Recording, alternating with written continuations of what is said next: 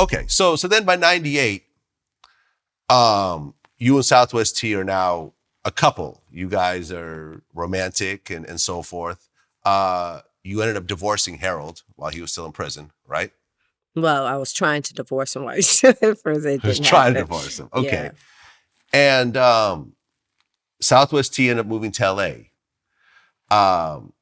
Harold gets out of prison, and then that's when the craziness happened. Right. Describe the whole car situation. I had flew back to Detroit. I was going back and forth to LA. I flew back to Detroit, and a friend asked me to go out. I only told a couple of people that, when I came back and forth, I felt it. I was like trying to avoid him. I still had the kid by him. And she asked me to go out with her. And I said, okay, I'll go out, but don't tell nobody I'm here. Don't tell nobody I'm in Detroit. But to find out that was all a setup. He had got romantically involved with her. She was telling him everything that I was doing because I was confiding in her. And she knew. So when she asked me to go out with her, I decided, okay, I'm gonna come back to Detroit. I'm gonna hang out with you. I got in front of the bar, and something told me, don't go in.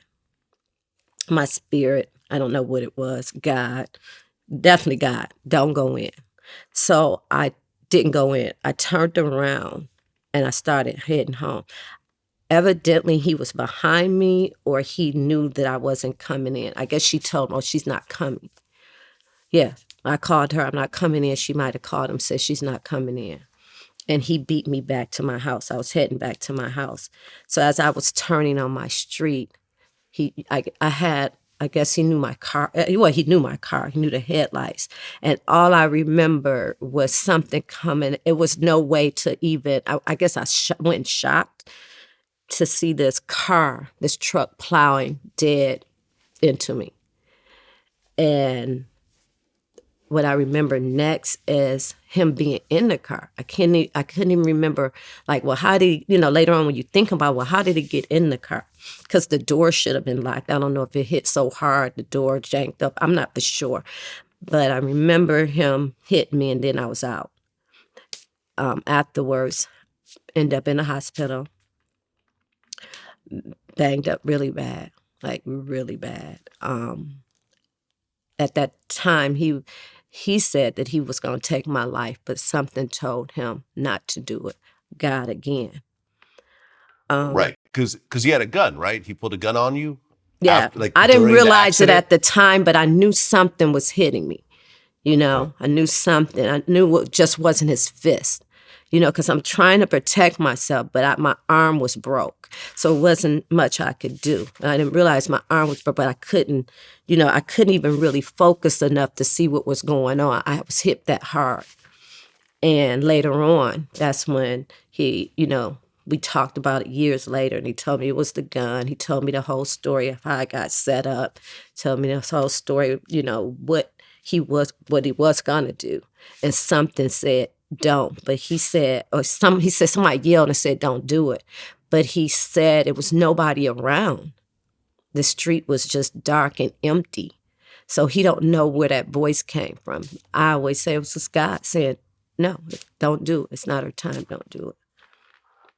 Okay. Is Harold still alive? Yeah, he's still alive. And we talked about it probably about a couple of years ago. We talked about it a couple of years ago, and then we talked about it since I did Trap Queens.